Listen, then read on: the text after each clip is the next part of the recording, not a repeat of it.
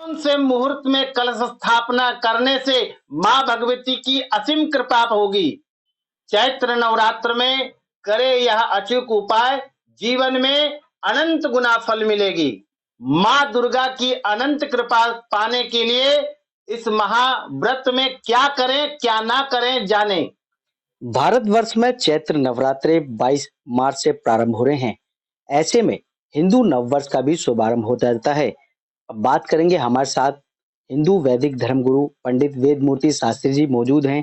क्या कुछ कहेंगे, एक तो नववर्ष का प्रारंभ और माता के नवरात्रे। महाराज जी, क्या कुछ कहेंगे? हिंदू नववर्ष प्रारंभ है और साथ ही साथ माता का भी आगमन हो रहा है, क्या कुछ शुभकामनाएं, क्या कुछ कहेंगे? सर्वप्रथम विश्व के समस्त सनातनियों को हिंदू नववर्ष, जो विक्रम संवत है हम लोगों का, हिंदुओं का, ये हम लोगों का नववर्ष होता है। इसकी बहुत बहुत बधाई, शुभकामनाएं।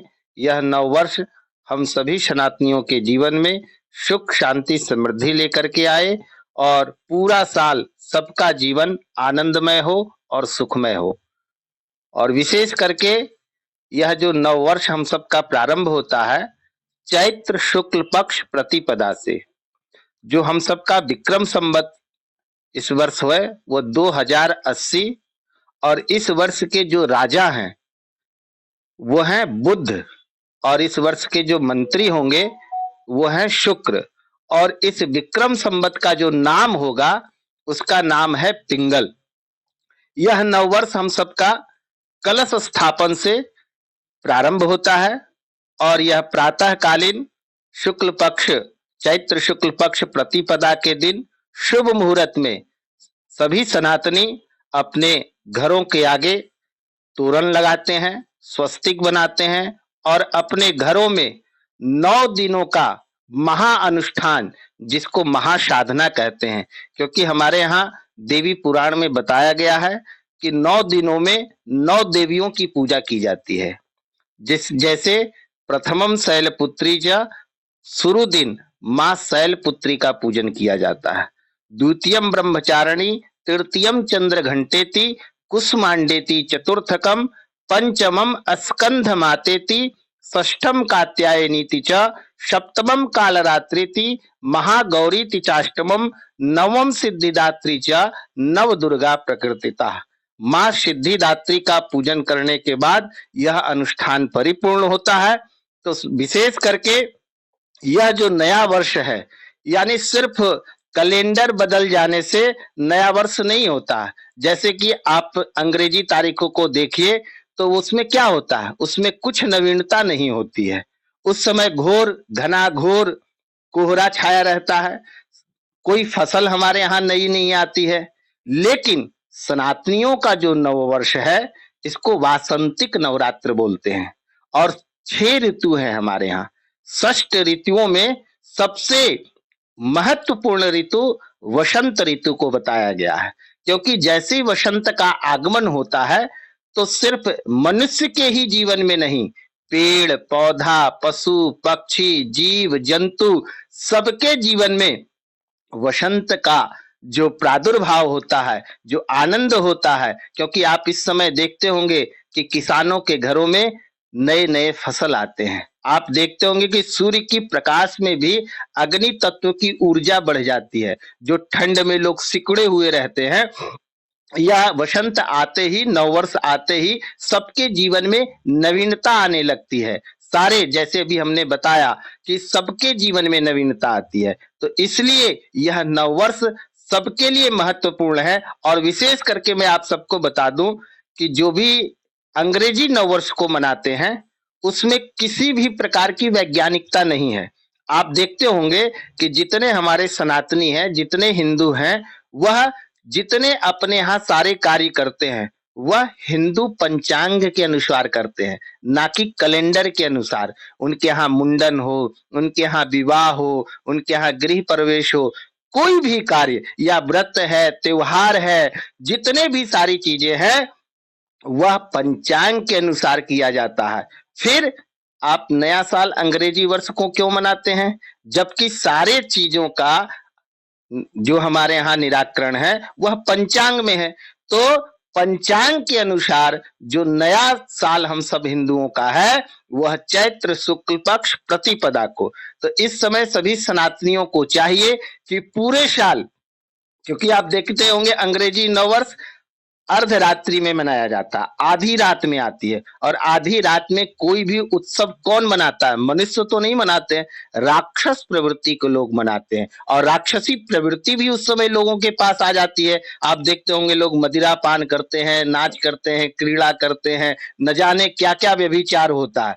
लेकिन जब हमारा नववर्ष आता है तो सबके जीवन में उमंग आ जाती है, सबके जीवन में आध्यात्मिकता आती है, सबके जीवन में भक्ति भाव प्रेरणा जगती है, और प्रातः कालीन से ही आम के पत्ते लाते हैं, घड़े लाते हैं, और अपने घर में खेतरी का बीज रोपण करते हैं, और वह 9 दिनों में अंकुरित होता है। और कई लोग अपने घरों में अखंड दीपक रखते हैं, माँ के भगवती के नाम से 9 दिनों तक अखंड दीपक जलाते हैं। कई सनातनी अपने घरों में उस समय दुर्गा सप्तशती का पाठ करते हैं, कई लोग संपुटित पाठ करते हैं, कन्याओं को भोजन कराते हैं, कन्याओं का पूजन करते हैं, और लास्ट दिन हवन करके इस महाअनुष्ठान की पूर्णाहुति करते हैं। तो यह अपने आप में बहुत बड़ा महापर्व है, क्योंकि first impression is the last impression. जिसकी प्रारंभिक अच्छी होती है उसका बाद भी अच्छा होता है। तो जब प्रारंभिक शुरुआत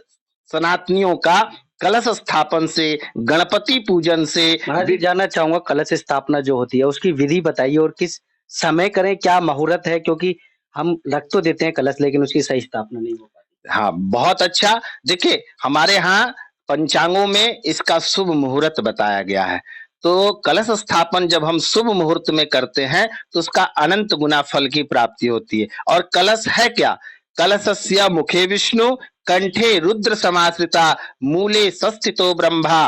तो कंठ में भगवान शिव का वास, भगवान ब्रह्मा का वास, रुद्र का वास, सारे नदियों का, सारे तीर्थों का उसमें वास होता है। और कलश में ही जो हमारे सनातन धर्म में 33 कोटि जो देवी देवता हैं, 33 प्रकार के जो देवी देवता हैं, वह सारे उस कलश में समाहित हो जाते हैं। यानी जो कलश पूजन कर लेते हैं, अपने घर में कलश स्थापन कर लेते हैं, उनको और बहुत सारी पूजा करने की आवश्यकता नहीं होती है। उसके लिए करना क्या है? आप गंगा जल लेकर के आए, मिट्टी का कलश या तांबे का भी कलश रख सकते हैं, जैसी आपकी सामर्थ्य अनुसार। जिनका सामर्थ्य नहीं है वह मिट्टी का कलश लेकर के आए, और थोड़ा मिट्टी लेकर के आए, उसमें रेत थोड़ा मिला करके, जौ उसमें बून करके, और एक लाल कपड़ा उसमें बांध करके, और एक नारियल और आम के पत्ता और एक पूर्ण पात्र उसमें रखा जाता है। उसमें एक सुपारी डाल दें, एक कमलगट्टा डाल दें, और एक सिक्का डाल दें, और वही सिक्का को फिर बाद में आप जहां धन रखते हैं वहां रखेंगे तो आपका पूरे साल धन की वृद्धि होगी। तो ऐसे करके कलश का स्थापना करें, और भगवान कलश से प्रार्थना करें कि जिस तरह आप जलों से परिपूर्ण हैं उस तरह हमें, हमारे परिवार को, हमारे व्यापार को सभी प्रकार के सुख शांति से पूरे साल परिपूर्ण रखे। ऐसा मन में भाव रख करके अपने घर में कलश स्थापन करें। और उसका शुभ मुहूर्त जो हमारे यहाँ बताया गया है, जो सबसे उत्तम मुहूर्त होता है अभिजीत मुहूर्त। तो अभिजीत मुहूर्त में कलश स्थापन करने से वह अनंत गुना फल को प्राप्ति होती है। तो बुधवार के दिन 22 मार्च को प्रातः 11:17 से लेकर के 12:47 तक अभिजीत मुहूर्त रहेगा। इस मुहूर्त में कलश स्थापन करें, भगवान की अनंत कृपा प्राप्त होगी, और माँ भगवती पूरे साल आपको एवं आपके परिवार को, आपके व्यापार को अपनी कृपा दृष्टि प्रदान करेगी। महाराज जी एक भक्तों के दिल में सवाल रहता है कि जो नारियल होता है उसका मुख किस ओर करें, जटा किस ओर करें, थोड़ा उस पर भी थोड़ा स्पष्ट कीजिए। देखिए नारियल जो है उसको हम लोग बोलते हैं श्रीफल, और वह पूर्ण होना चाहिए। ठीक है, तो पूर्ण जब आप रखेंगे तो आप देखते होंगे कि उसमें एक 3 आंख की तरह बनी होती है। तो वो भाग जो होता है वह ऊपर की भाग होनी चाहिए। ठीक है, क्योंकि आप देखते होंगे कि जिस तरह हमारी आंखें हैं उसी तरह उस नारियल में भी चीजें बनी होती है। ठीक है, तो वो भाग ऊपर हो और उसका नीचे का भाग जो है वह नीचे कलश पर रखे। तो ये हमारे यहाँ विधान है श्रीफल का, और उसको पूर्ण होना चाहिए, किसी प्रकार से वह अपूर्ण नहीं होना चाहिए। व्रत करने भी कोई विधि है क्या? किस तरीके से व्रत करें, किस तरीके से रात के टाइम पूजन करें और व्रत? देखिए, व्रत करने का हमारे यहाँ विधान है, और व्रत का मतलब होता है ये नहीं आज के जो व्रत करते हैं लोग कि जितना पहले नहीं खाते हैं व्रत में उससे ज्यादा खाते हैं। तो ऐसा व्रत ना करें तो ज्यादा उत्तम रहेगा, क्योंकि यह व्रत किसी के उपकार के लिए नहीं करते हैं। इस व्रत का करने का बहुत बड़ा वैज्ञानिक महत्व है। आज जो लोग इतना रोग से ग्रसित हो रहे हैं, इतने न जाने कितनी दवाइयों का सेवन करते हैं, इतनी तकलीफ उठा रहे हैं लोग, अगर यह व्रत कर अपने जीवन में सप्ताह में अगर एक दिन व्रत करे तो बहुत सारी बीमारियों से वंचित हो सकता है व्यक्ति। इसीलिए हमारे यहाँ यह व्रत बताया गया है। तो अगर 9 दिनों का आप व्रत रख सकते हैं, तो कोई तो जल पे रहते हैं, कई लोगों को देखें तो तुलसी पत्र पे मात्र 9 दिन रहते हैं। कोई ऐसा है जो जल भी नहीं लेते, अन्न भी नहीं लेते, सिर्फ भगवती की आराधना से, शक्ति से वह पूरे 9 दिन बिताते हैं। जैसा कि हमारे देश के प्रधानमंत्री मोदी जी को देखिए, वह 9 दिनों का जो अनुष्ठान करते हैं। आज देखिए इतने उम्र होने के बावजूद भी जो उनके मुखमंडल पर तेज है, जो ऊर्जा है, आपने कभी नहीं सुना होगा कि नरेंद्र मोदी जी हॉस्पिटल में भर्ती हो गए, कभी खांसी हो गया, कभी बुखार हो गया। क्या कारण है? उनके व्रत, उनकी तपस्या, तपश्चर्या की ताकत है, जो वो ऐसे नहीं, यही 9 दिन चैत्र नवरात्रि में भी और आश्विन नवरात्र में भी वह 9 दिनों का जो व्रत अनुष्ठान करते हैं, वह अपने आप में शरीर को बहुत लाभप्रद देता है, मानसिक को भी मजबूत करता है और शरीर को भी मजबूत करता है। तो लेकिन कई लोगों का इतना सामर्थ्य तो है नहीं मोदी जी जैसा कि जल पे ही 9 दिन व्यतीत कर लेंगे, क्योंकि बहुत लोगों को दवाइयां खानी होती है और मन में भक्ति भी है, श्रद्धा भी है। तो उन लोगों को क्या करना चाहिए? तो उन लोगों के लिए हमारे धर्म में, हमारे शास्त्रों में रोगियों के लिए, बूढ़ों के लिए, बच्चों के लिए कोई गाइडलाइन नहीं है। जितनी उनकी सामर्थ्य है अपने, क्योंकि देखिए शास्त्रों में कहा गया है शरीर माध्यम खलु धर्म साधनम, क्योंकि शरीर एक माध्यम है धर्म की साधना के लिए, और अगर शरीर आपका गड़बड़ हो गया तो आप धर्म नहीं कर सकते। इसलिए शरीर की भी अपनी रक्षा और सुरक्षा देखते हुए जितना हो सके कम से कम फलाहार लेकर के, जितना हो सके निराहार रह करके इस व्रत को करें तो ज्यादा पुण्य फल मिलेगा। जितना हो सके उसका अवॉइड करें। ये नहीं कि प्रत्येक दिन तो 2 प्रकार के खाते हैं और व्रत जब आता है तो 10 प्रकार का व्यंजन होता है और कहते हैं कि हम व्रत कर रहे हैं। तो ऐसा व्रत का कोई फल नहीं मिलेगा। जितना हो सके आप निराहार रह करके भगवती की आराधना करें तो उसका फल अनंत गुना मिलेगा। महाराज जी, बात करें क्या मंदिर में ही चौकी लगाएं, क्या उससे अलग चौकी लगाएं, और अखंड ज्योत का क्या महत्व? देखिए, मंदिर तो हर जगह है, ठीक है? ऐसा नहीं कि आप मंदिर में ही जाकर के चौकी लगा सकते हैं, अपने घरों में भी आप लगा सकते हैं। जिनके पास घर नहीं है, क्या वो भक्ति नहीं कर सकते? वो भी कर सकते हैं। वो अपने हृदय को मंदिर बना सकते हैं, अपने हृदय के मंदिर में चौकी लगा सकते हैं और वहां पे माँ भगवती को विराजित करके उनकी आराधनाओं को कर सकते हैं। तो जिनको जितना संभव है, यथासंभव, क्योंकि मंदिर सबसे पवित्र स्थान होता है, और अगर घरों के मंदिर है तो वो सबसे पवित्र, वहां पे आप देखते होंगे कोई चप्पल नहीं लेके जाता है, शुद्धता का ध्यान रखते हैं।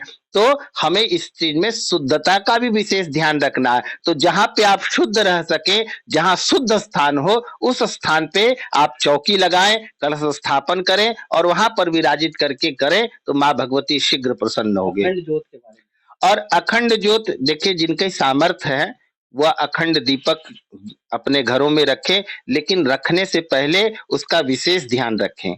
आप जब आपके घर में अखंड दीपक लगाया जाए तो उस समय ये ध्यान रखना चाहिए कि आपके घरों में ताला नहीं लगना चाहिए, क्योंकि आजकल लोग फ्लैटों में रखते हैं, ठीक है?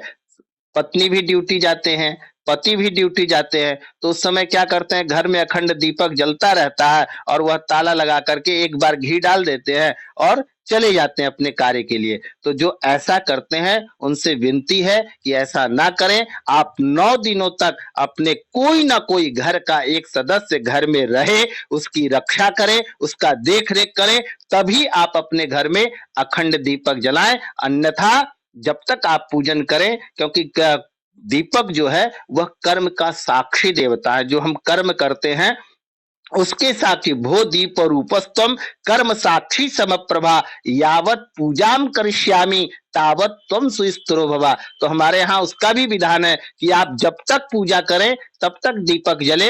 अगर आपकी अखंड दीपक जलाने की इच्छा है तो आप उसका विशेष ध्यान रखें, तभी आप अपने घर में अखंड दीपक जलाएं। क्या शुभकामनाएं और क्या संदेश देंगे? सभी तेज समाचार के सभी दर्शकों को नवरात्रि महापर्व की, हिंदू नववर्ष की अनंत शुभकामनाएं, बहुत बहुत बधाई। यह आने वाला नववर्ष आप सबके जीवन में सुख शांति लेकर के आए और आपका पूरे साल जीवन आनंदमय हो। इसी शुभकामनाओं के साथ सबको बहुत बहुत बधाई। ये थे हिंदू धर्मगुरु पंडित वेद मूर्ति शास्त्री जी, जिन्होंने बताया कि किस प्रकार से हम चैत्र नवरात्रें अपनाएं और जो कलश स्थापना करना है इस पर विशेष ध्यान दें। कैमरामैन सुनील के साथ संदीप कुमार, तेज समाचार, दिल्ली।